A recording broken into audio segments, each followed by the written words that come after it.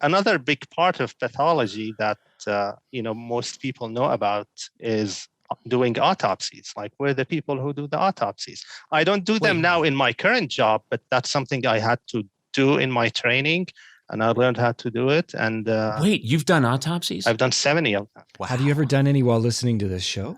No, that was because I did those autopsies back when I was training. So your podcast was not on. Wasn't on yet. Yeah. So you were watching old episodes of Gilligan's Island.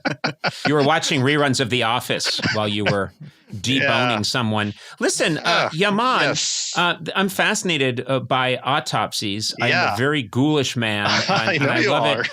Yeah, I'm fascinated by it. What's it like to do an autopsy? Can you first of all, did you completely start to disassociate yourself from the fact that this is a person? At a certain point, are you just working with what feels to you like a piece of furniture? I mean, not a piece of furniture, but I mean, you have to not have emotions when you're doing it, because you want to do a good job. Yeah, like a piece of furniture. Like a piece of furniture. No, I'm saying I'm not.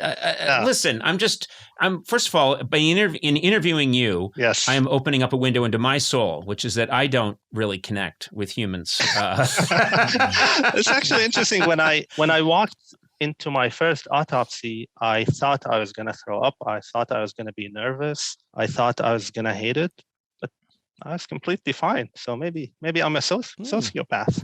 Yeah, but you know what? We need sociopaths in entertainment. We need them in entertainment almost exclusively, and we also need them in the fields of pathology and medicine. Yeah, exactly. So, but yeah, you just, you focus on one organ at a time, and you forget everything else. How often else. can you look at the person on the table and pretty much guess what happened? I mean, if a lamppost is sticking through their chest,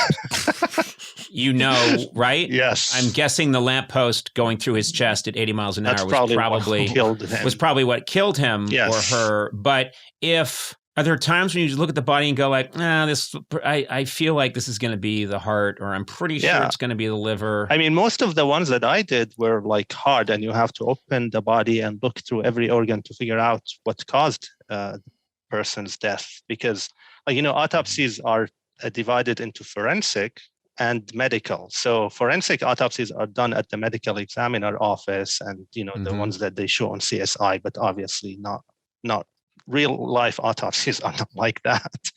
A lot more crude, a lot fewer answers.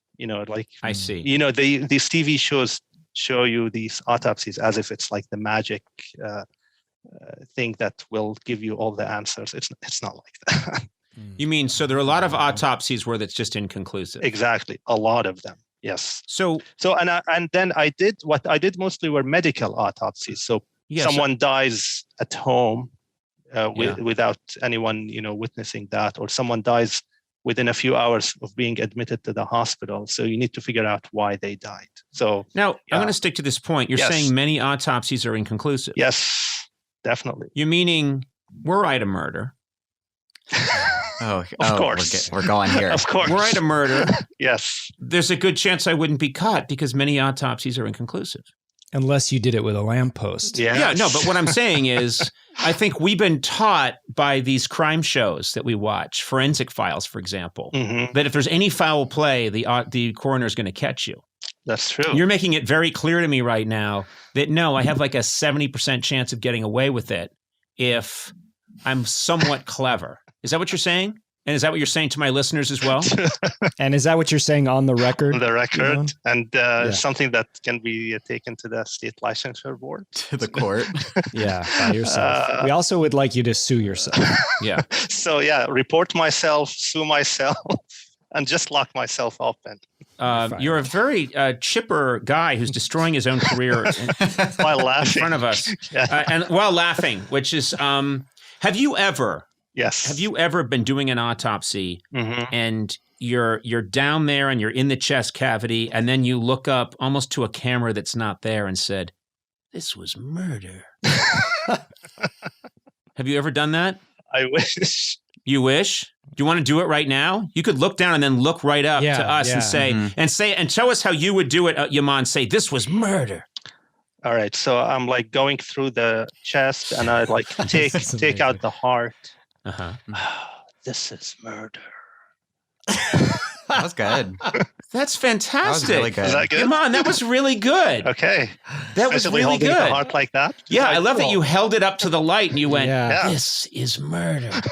I still prefer the past tense. This was murder. But that's fine. Oh, this sorry. is murder. Sorry. I think what Yaman is saying is he just ripped the heart out of a live human being. He committed the murder. The guy was in there for an infected tooth. Yes. He thought you were a dentist. And ended with you his pulled heart. his heart out of his chest and said, this is murder, which, wow, that is fascinating. Yeah.